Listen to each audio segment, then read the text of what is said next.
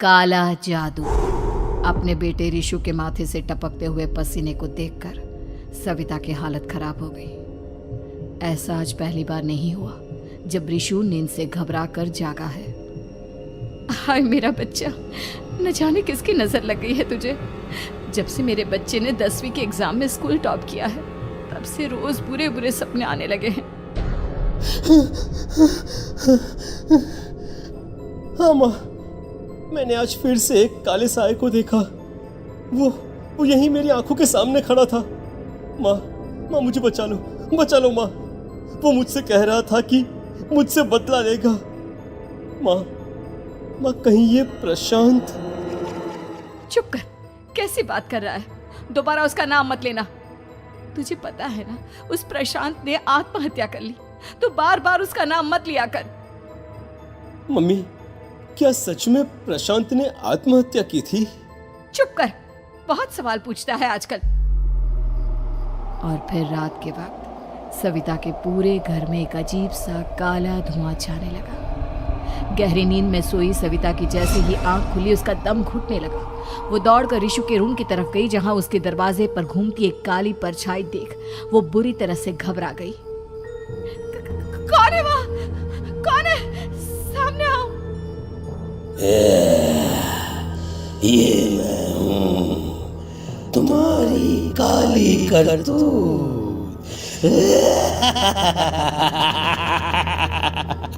और अब मैं तुम्हारे बेटे को ले जाने आया हूँ। नहीं, मेरे बच्चे को छोड़ दो प्लीज। मेरे रिशु को कुछ मत करना। वो परछाई रिशु के कमरे में घुस जाती है। सविता भी उसके पीछे पीछे दौड़कर जाती है और देखती है कि अब वो साया साफ नजर आ रहा था। वो सर से पैर तक खून में सना हुआ था और उसके शरीर के सारे अंग कटे फटे हैं। क्या चाहिए तुम्हें? तुम जो बोलोगे मैं करूंगी, लेकिन मेरे रिशु को छोड़ दो। उस परछाई ने रिशु को गर्दन से पकड़कर दीवार के सहारे हवा में उछाल दिया। रिशु जोर जोर से चिल्लाने लगा। माँ बचाओ मुझे, बचा लो माँ। ये मुझे मार डालेगा। माँ मुझे बचा लो माँ। नहीं ऐसा मत करो। मुझे मार दो लेकिन मेरे बच्चे को छोड़ दो। मैं तुम्हारे आगे हाथ जोड़ती हूँ। वो परछाई रिशु को जमीन पर गिरा देती है और अचानक वहां से गायब हो जाती है। रिशु, मेरा बच्चा, तू ठीक तो है ना? कुछ बोल बेटा, क्या हुआ है तुझे? मैं ठीक हूँ माँ। क्या हुआ था यहाँ पर? कुछ नहीं बेटा, कुछ नहीं। तू परेशान मत हो। हम कल ही गांव के बाहर जो तांत्रिक महाराज रहते हैं उनके पास चलेंगे। ठीक है माँ, हम जल्द ही उनके पास चलेंगे। मुझे बहुत डर लग रहा है माँ। ये बार बार मुझे डरावने सपने आना, ये सब हमारे साथ क्यों हो रहा है माँ? अगले दिन सविता अपने बेटे रिशु को लेकर गांव के बाहर तांत्रिक के पास जाती है। जिस जगह पर तांत्रिक रहा करता था वो जगह बहुत डरावनी थी। चारों तरफ कंकाल और खूब भूतियां नजर आ रही थी। गांव से दूर वीराने में उस जगह पर जोर से आंधी चल रही थी।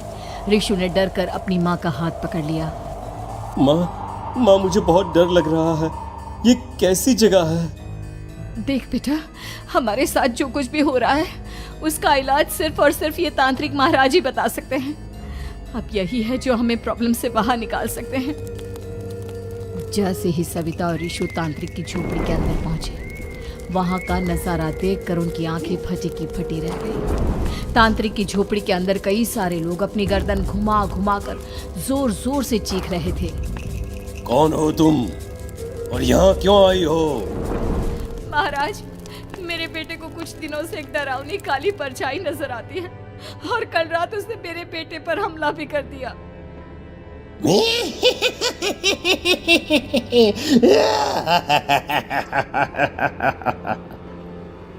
मम्मी हमें यहाँ से चलना चाहिए। ये जगह मुझे ठीक नहीं लगती। नहीं बेटा, ऐसा नहीं कहते। रुक जाओ, 2 मिनट के लिए रुक जाओ। क्या कहा? काली परछाई? तुम्हारे बेटे पर किसी काली परछाई ने हमला किया? हाँ महाराज, वो कह रही थी कि वो मेरे बेटे को कुछ कर देगी। कोई उपाय बताइए महाराज, मेरे बेटे के साथ कुछ गलत नहीं होना चाहिए। तुमने किसी दूसरे के साथ गलत किया है। तो तुम्हारे साथ भी गलत होकर ही रहेगा। तुमने किसी की जान ली है, किसी को मार डाला है तुमने। नहीं महाराज, मैंने ऐसा कुछ नहीं किया। मैंने किसी की जान नहीं ली। मुझे कोई उपाय बताइए। लगता है तुम इतनी आसानी से नहीं मानोगी। मैं तुम्हें अभी उस काली परछाई से मिलवा देता हूँ और वही सारा सच तुम्हारे सामने लेकर आएगा। सविता और ऋषु ने डर के मारे अपनी आंखें बंद कर ली। तभी अचानक तांत्रिक की झोपड़ी में अजीबोगरीब आवाजें गूंजने लगी। सविता और ऋषु बुरी तरह से कांप रहे थे। आंखें खोलो और अपने सामने देखो। क्या यही है वो जिससे तुम कल रात को मिली थी? बताओ मुझे। हाँ, इसने कल रात मेरे बेटे के ऊपर हमला किया था। ये उसी लड़के की भटकती हुई आत्मा है जिसे कुछ दिन पहले तुमने मार डाला था।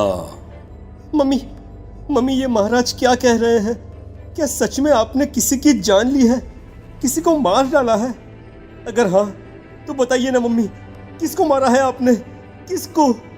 तुम्हारी माँ इतनी आसानी से सच नहीं बताएगी बेटा। इसने एक बच्चे की जान ली है। कहीं उसका नाम प्रशांत तो नहीं महाराज? वो मेरा दोस्त है, मेरा मतलब मेरा पड़ोसी है।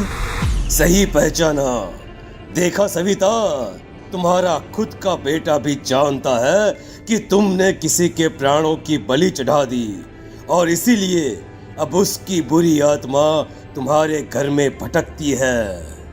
मुझे माफ कर दीजिए महाराज, मुझसे बहुत बड़ी गलती हो गई। प्रशांत हमारे पड़ोसी का बेटा था।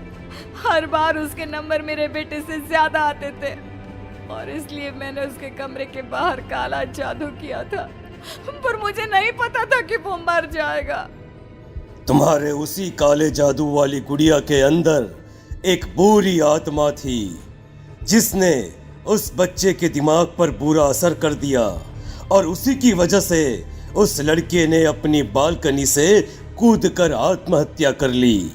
इसकी वजह सिर्फ और सिर्फ तुम हो, तुम।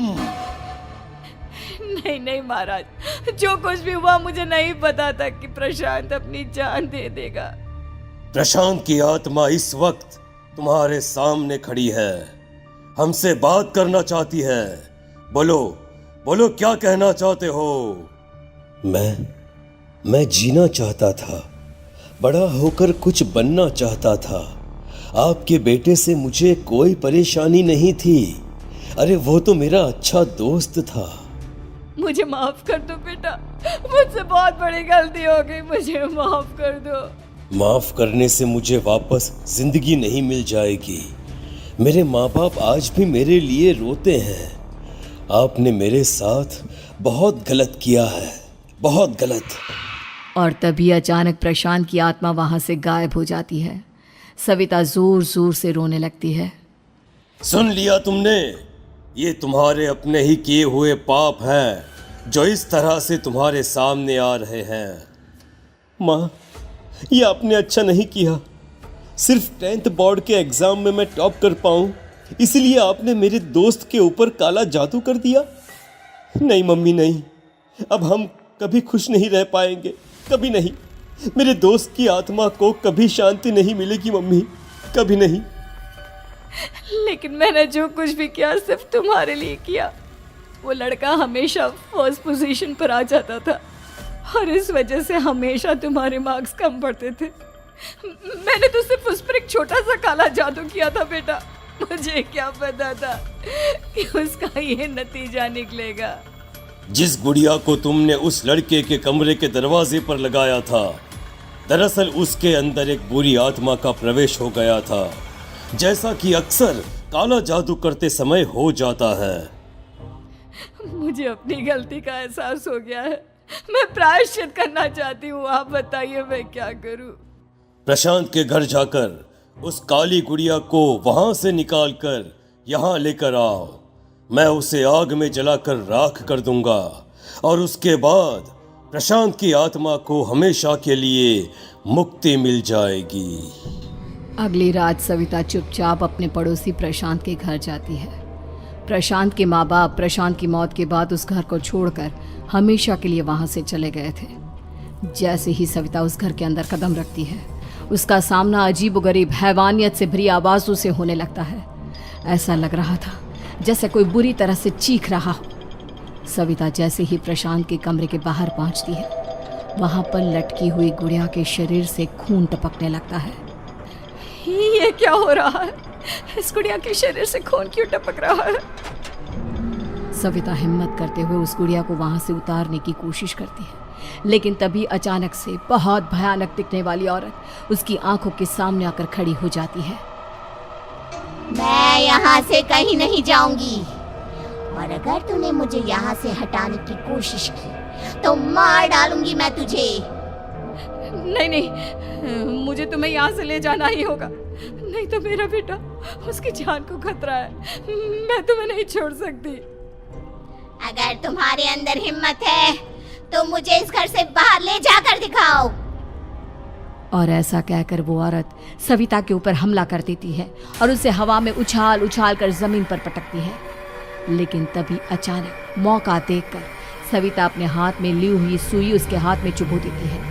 हाथ में सुई लगते ही वो औरत जमीन पर तड़पने लगती है। ये क्या किया तूने? ये क्या कर दिया? तुझे ऐसा नहीं करना चाहिए था। तांत्रिक ने मुझे कहा था कि तुझसे जीतने का सिर्फ यही एक तरीका है जिससे मैं अपने पापों का प्रायश्चित कर सकती हूँ और अपने बेटे की जान बचा सकती हूँ। और उसके बाद वो डरावनी दिखने वाली औरत एक छोटी सी जादुई गुड़िया में तब्दील हो गई और सविता ने उसे ले जाकर तांत्रिक को दे दिया। तांत्रिक ने जादुई गुड़िया को आग के हवाले कर दिया।